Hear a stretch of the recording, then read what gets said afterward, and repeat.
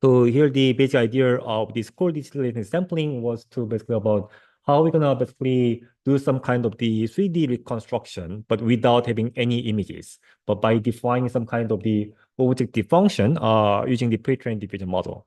So here the basic idea was kind of like simple, which is basically just using some kind of the given the loss function of the diffusion model in a way that we can measure some kind of the alignment between the rendered images and the given the text. So while the loss function looks like complicated, the idea was kind of like very straightforward in terms of that we have some kind of the rendering of the 3D object. And as you can see, so this was also the case that we can generate many other things. So anything that can be mapped into the images, that can be rendered into images, can be generated in this way, right? So we are having some kind of the rendering function G there. And based on that, we are doing some kind of the forward jump, getting the XT. And based on that, we basically predict the epsilon, the noise that we added for the default jump, and see the discrepancy between the edit that we added and also the we predicted using the noise prediction network. So using this kind of simple idea, we could make some kind of the very nice, some kind of the 3D shapes like this. So those are kind of very interesting. The outputs and some kind of the some details was that basically we are basically dropping the noise prediction, the network, the Jacobian in terms of that we can reduce the computation the time. So this was kind of some small the kind of the details. So it turns out that we are basically having this loss function, right? So we are having that simply loss function in terms of that we are having the xt, which is the noise image, which is coming from some kind of the input image that doesn't need to be some kind of some represented with the pixel color, but something that can be that is like rendered from the other thing. And then when you have some kind of input text, we are basically measuring some alignment to the given kind of input text. So this was kind of like very straightforward idea in terms of like we are using the loss function of the pre-trained image diffusion model to generate many other things. And we also discussed like why we are using this kind of way instead of like running the reverse process, because the things that we are going to generate is not represented, in terms of the kind of the images that we used for the diffusion model training. So for the diffusion model training, we are basically using the images that are represented as some kind of the per pixel, the colors. And now we are basically generating something that is not directly the images, but that can be mapped to the images through some kind of the differentiable function. So for those kind of the cases, we are basically using this kind of the idea, doing some kind of the iterative update using the gradient descent. Simple idea. And today, what we are going to discuss briefly is basically about so how exactly this idea of the SDS is basically related to the reverse process, and also how we can try to improve the idea of the SDS. So these two are the main things. Can someone help to close the? Thank you.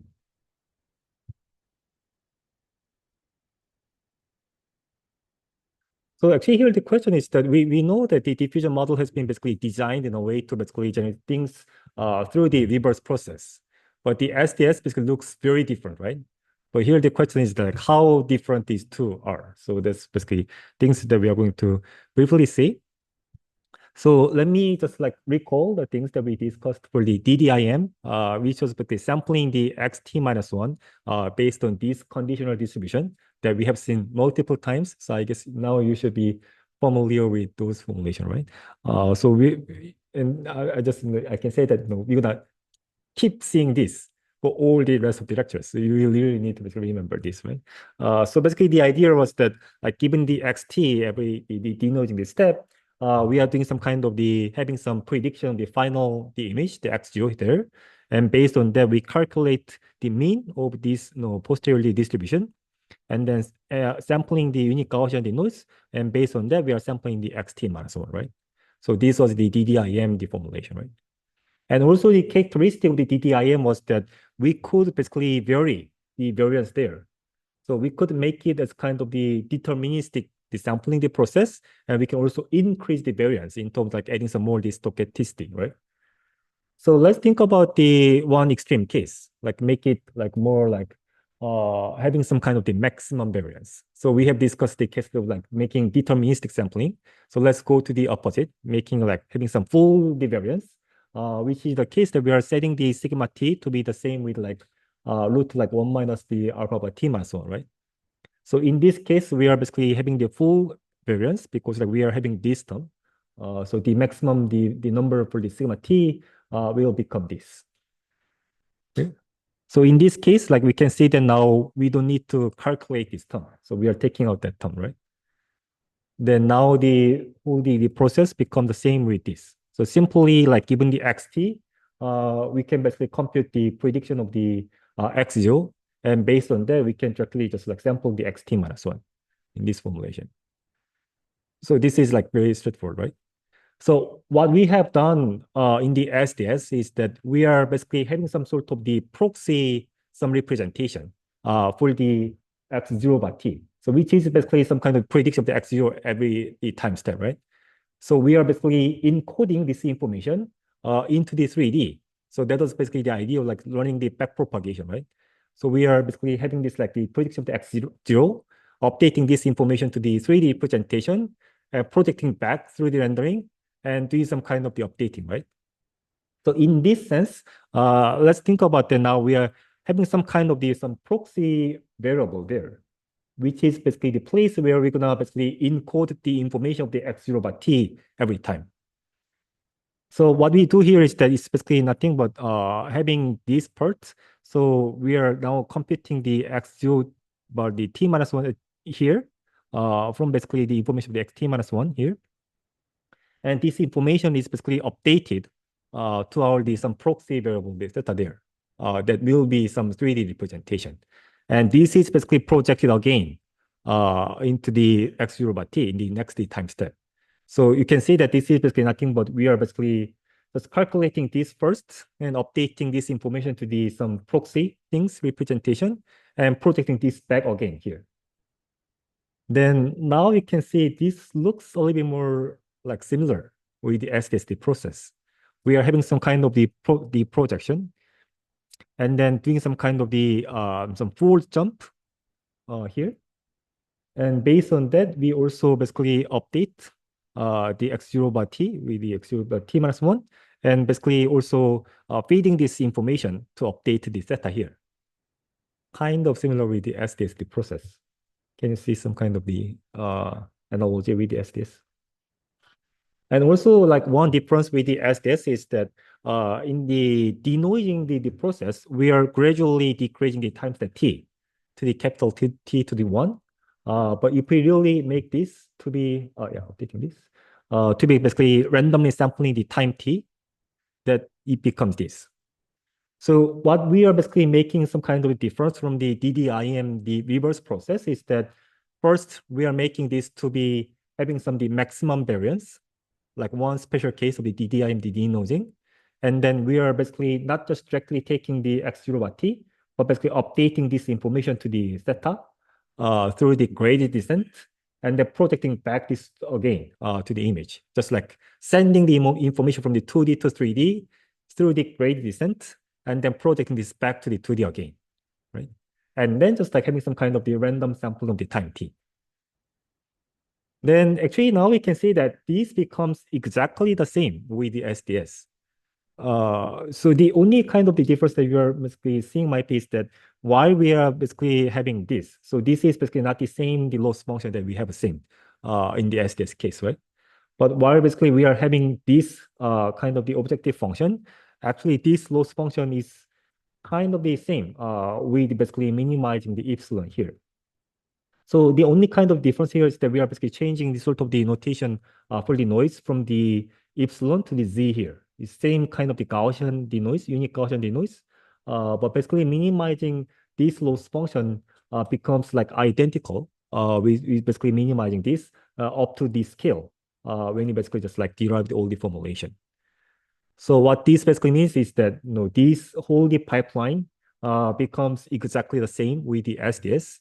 And the difference that we are making from the denoising process to the DDIM is that first, we are basically taking the maximum variance, making one special case in the denoising process. And second, instead of like directly taking the x0 by t, the prediction of the x0, we are basically updating this information to the some kind of some proxy representation, which is the 3D case, in the 3D generation D case, and projecting this back again. Just like having this kind of some kind of the feedback the process. sending 2D to 3D and the 3D to 2D again. And then somehow we are having some kind of the random the time step instead of like decreasing the time step. So we can see some kind of the connection between the really denoising the process that we have used to generate the original images with the SDS, which was used to produce something else like the 3Ds or the many other things. So these are some kind of the interesting connection between the SDS and the denoising the process. It is clear? So I recommend you to basically check out some more details after the lecture so that you can have some better ideas like what we are basically doing here. Also, basically, one interesting defect is that here, basically, we have seen the denoising process from the perspective of the XT. So we are having some kind of the noisy XT, and then using the X0 by T as some kind of some sort of the proxy in terms of that we have some kind of the prediction of the X0 in a way that we can sample XT minus 1. So everything was from the perspective from the XT, denoising the XT every time, right? But here we can see that the framework is from we can see this framework as from the perspective from the X0 by T. So we are starting from some kind of some bad prediction of the X0 and then updating the X0 over time. So the bad prediction at the times that T is like X0 by T. And over time, we are basically updating these through the X0 by T minus 1 and T minus 2. Basically, we can also see that all the process from the perspective from the X0 by T. Basically, in terms of that, we are refining the prediction of the X0. That's also something that we discussed for the DDPM and DDIM, right?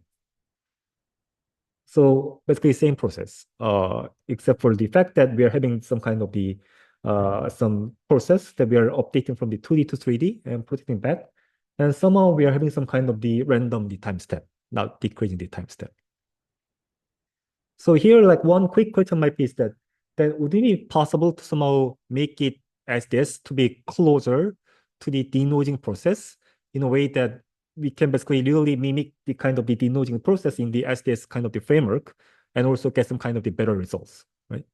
So one thing that we can do is that why do we need to like randomly sample the time step T? Why don't we just like decrease the time step? Then it becomes like much similar with the denoising process.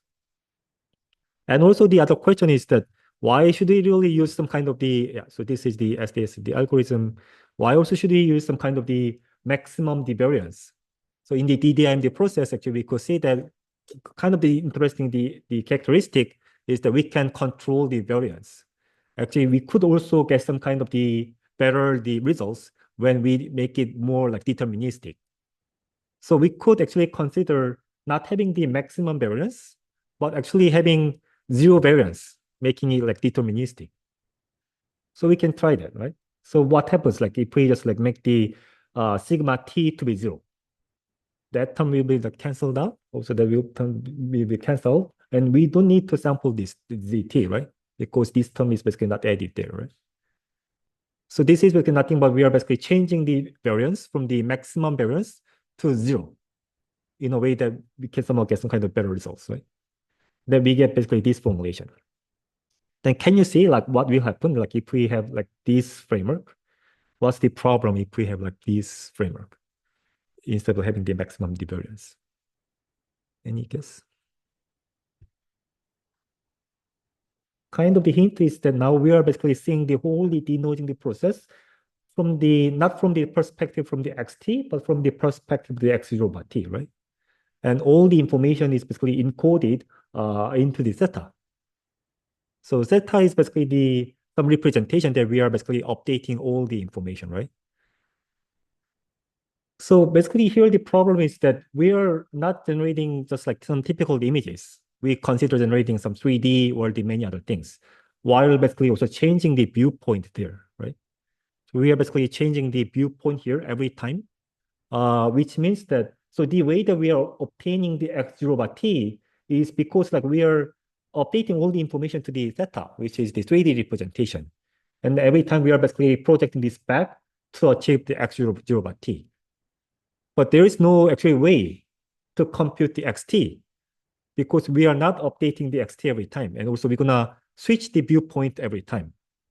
So xt is not the information that we are maintaining every step.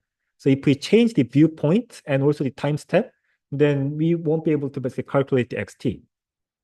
So that's kind of thing. So we are basically having all the framework, seeing this framework from the perspective from the X0 bar T, some kind of the output that we are going to basically refine every step. And this information is basically encoded in the theta, which is the 3D representation. So basically, there is no point that we are basically maintaining the information of the xt. So while we are basically calculating the xt minus 1 here, this basically xt minus 1 will not be used in the next step because if we change the viewpoint, so that's kind of thing. So we are basically changing the viewpoint every time in a way that we cannot really basically maintain this like xt information. So this is kind of the problem if we start to not to use the maximum variance, but use the some zero variance or some non-maximum basically the variance. So you basically can see like this kind of the framework the later and see like what is really happening here. So then what should we do if we really want to use the like zero variance in this case? Actually, we discussed the solution for that last time. Any guess? Inversion, yeah. So we discussed the idea like in terms of how we can get the xt from the x0, right? So since we are having the not the xt, but some kind of the prediction of the x0 at the time step t, what we do is that we run the inversion, which will be basically obviously time consuming, right? But we are just taking some more time in terms of getting the xt here and basically running the whole pipeline with some kind of the zero variance in a way that we make it to be similar to the DDIM, the deterministic sampling, and also while decreasing the time step as well. So this can be like one idea in terms of that we are making the whole the SDSD process to get closer to the original the DDIM, the deterministic sampling, while seeing this kind of some analogy between these two. So while we basically started to discuss the idea of the SDS, just as like using the loss function of the diffusion model to replace the L2 loss for the like image alignment, actually we can derive all these kind of things in terms of actually this was kind of related to the denoising the process, and we could actually make it more related by making some these kind of some small changes in the SDSD framework. So I guess this would be kind of interesting to see like how this process is kind of like related to the original denoising the process. So this is kind of really recent work. I mean, it's research work actually, which really has been like into this like a few months ago. So I guess you may also want to check out some more details for that. So these are some kind of comparison. Actually, there have been lots of the attempts in terms like how we're gonna improve the SDS in terms of the formulation. And compared to the 3D output that we are getting with the SDS, you can see that we can get some kind of the way more realistic results with the SDI, which is involving the inversion the process. Well, obviously, it will take more time because we are having the inversion the process every step. Right? And some more realistic results with the SDI. Any questions on this? So this was kind of some interesting, some kind of a connection between the denoising process and the SDS. So I also recommend you to check out some more details for that. And for the rest of the part, I'm going to go quickly with about some kind of the idea for like extending the SDS idea for the editing, not for the generation. So what we talk about the editing, basically this is basically the setup that we are not generating something from scratch. But let's think about the case that we have something, like we have this kind of the flamingo image. And let's say we want to change this image to a flamingo with some kind of the roller skating in the city. Then what should we do? Obviously, we can consider like starting from this image and running the SDS with this kind of new prompt, right? It's doable, right? We are not starting from some kind of a random noise, starting from some kind of given input image and running the SDS multiple times. And let's see what we get. And this is basically the output that we are getting. With the thing is that while the output is really aligned with the text prompt that we have, you can see that it's basically not preserving anything from the input image. So just like making totally new image, not doing some kind of the editing from the given image based on the prompt that we have. So here the quick question is that how we can do some kind of the, not the generation, but the editing. In terms of that, we preserve some kind of the information from the given input, the data, as much as possible. So for that, actually, there are some kind of the attempts in terms of making some kind of the modification to the SDS. So one of the idea was basically this idea, like the delta denoising score. So here the idea is that we are having some kind of the reference image, and we want to basically start from there in terms of that we are making some of the changes with some kind of the new prompt. So let's say this is kind of the prompt describing the original image, and this is kind of the new prompt that is basically making some of the changes from the given the images. So for that, like one of the simple the idea was that if we recall like what we have done for the SDS was basically comparing with some kind of the epsilon t, which was some kind of the random noise that we added with some kind of the noise that we are predicting using the noise prediction network, right? So here, basically, one small difference that we are making is that we are not comparing the noise predicted using the neural network with some kind of noise that we added, but we are basically running the full jump both for the image that we are generating and also for the image that we are taking as the reference, and then predicting the noise for both of them and comparing these two. So the only difference that we are making is that we are replacing this part from some kind of the random noise that we are adding to some kind of the noise that we are also predicting from the reference image. So for the full jump, we are basically using the amount of the standard the Gaussian noise, and then running the full jump for the both of the images and then comparing these two. So this was some kind of some small modification in terms of like intended to make some kind of the editing the outputs. But the thing is that actually the results was not very good. So this was the case that we are converting the human image into the some characters, and you will see that actually we are losing all the information, right? And sometimes it also like fails like this. We have the model here. The model there. Yeah.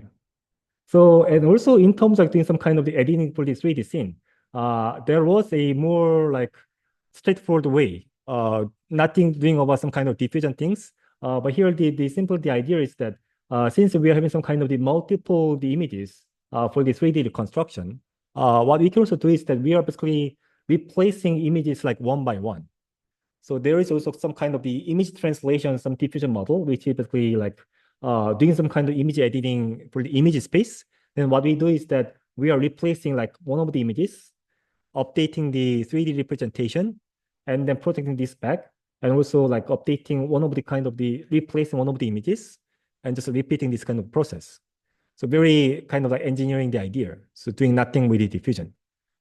So this was kind of the effective and very simple the idea. In terms of that we can make some kind of those kind of changes.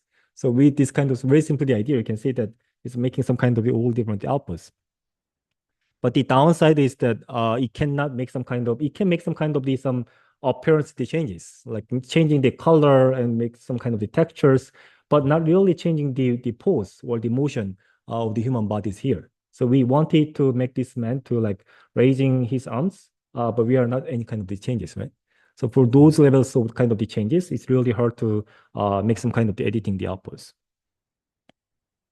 So here the question is that how we can also modify the aesthetic formulation in terms of that we can make some kind of the bigger changes, like raising the arms, or adding some the balloons, or some changing some characters like this.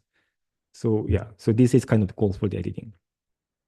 So the simple so if I just like give some kind of the basic idea for this is that if you also recall the DDPMD process. So in the if we go back to the DDPMD process, this was like all about basically sampling the xt minus one. So there should be xt minus one here, right? Based on the posterior distribution, which was basically involving some kind of the multiple the steps, like computing the noise, and based on that we calculate the TWIDIS x0, and then we compute the mean and also sample the variance and sampling the xt minus one, right?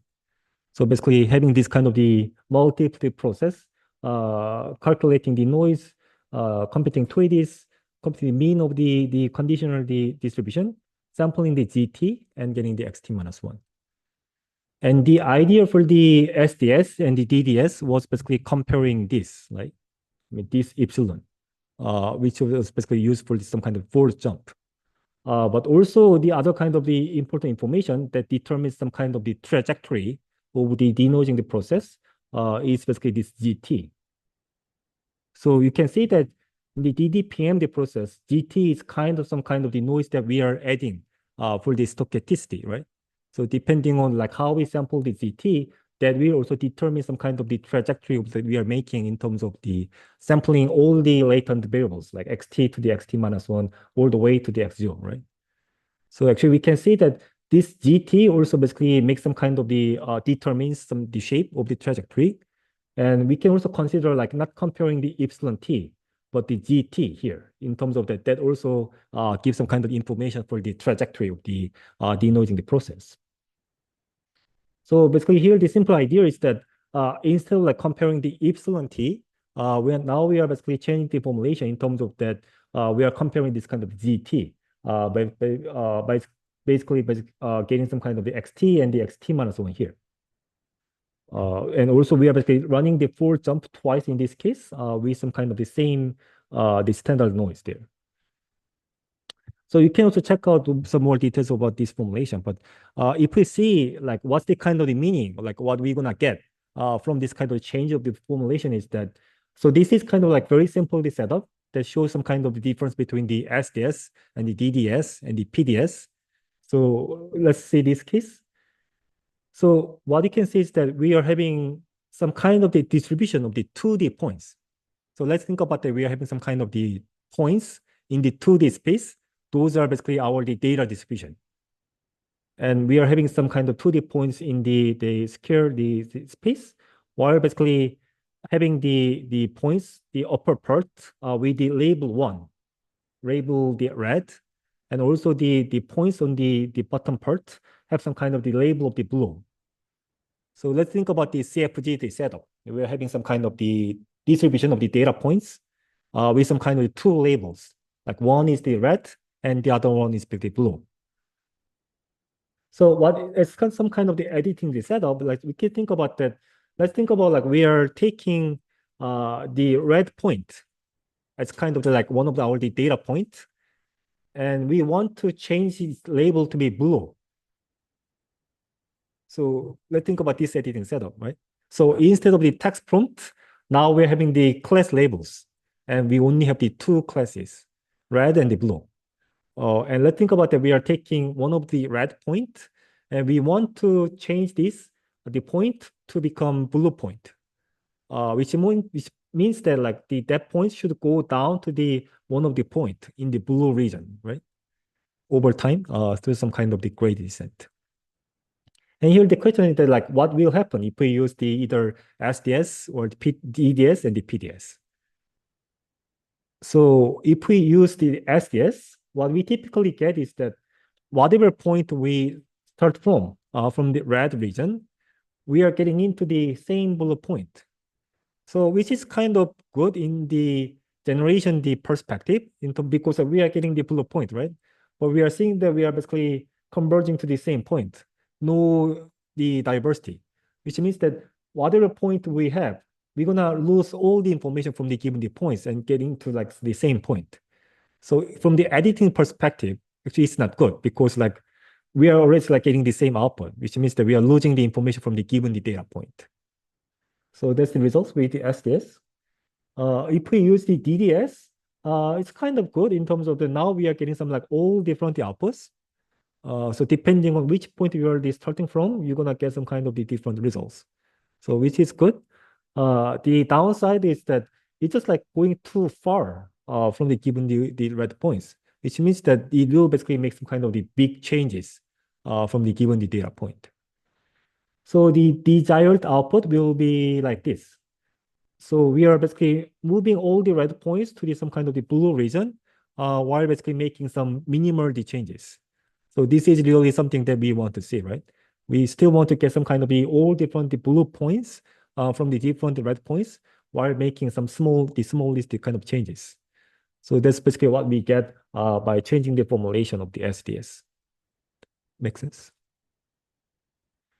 So yeah, so then you're gonna say like why basically this formulation basically works. Actually, some more the detail is that if we just like derive some kind of the more details of that formulation, actually you're gonna see that this is basically nothing but just like combining the DDS term, comparing the epsilon, while basically also comparing the x0.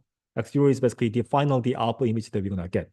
So from by adding this term, basically we are preserving the some kind of the information from the given image more while basically having this kind of guidance, which is comparing the epsilon t. So you can check out some more details in terms of like how the formulation comparing the GT is derived into this form. So some kind of detail is that depending on how we control the weights for these two terms, we're gonna also get some different results. So depending on basically the blending weights of like these two loss function also matters in terms of the final the outputs. So those are some results, like basically comparing to the some previous method, like we're making some of the changes here. Yeah, making our TA into this Spider-Man. Yeah. Making also the dead plant to be like arrive like this. And also, yeah, this is also the plant that we can see down there, like in the building. So as we also have seen the case for the SDS, basically all this kind of the idea about this cold distillation can be applied not only for the some 3D generation, but also for the many other things. So this is also the example that we are applying those kind of things for the some vector images. So we are starting from the Eiffel Tower to the Space Needle in the Seattle. So in the vector images. So you can think about like applying those ideas for the many other the types that of the data that can be rendered into the images. And also you can think about like applying this idea not only for the image diffusion model, but also for some kind of the some audio diffusion model or some video diffusion model for many other things. I know that there are also quite many attempts to apply those ideas for the some music generation in terms of like combining some kind of the multiple, some kind of the music components.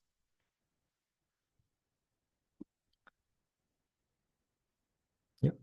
So this was kind of a quick introduction about the both the SDS and the PDS. And the obviously the first assignment will be about implementing the SDS and the PDS using the stable diffusion. So actually our the original goal was to basically implementing these things for really doing some 3D generation. But then we also need to discuss about some kind of more graphics kind of things. So we're gonna uh, not gonna discuss those things. And the assignment will be about doing some kind of the image generation and image editing, but not using the reverse process, but using the SDS and the PDS deformulation. And I also recommend you to, while doing the assignment four, the interesting thing would be basically really comparing the reverse process and the SDS process and see how we can make this to be more similar to each other in terms of getting some kind of the better results. Any questions on this?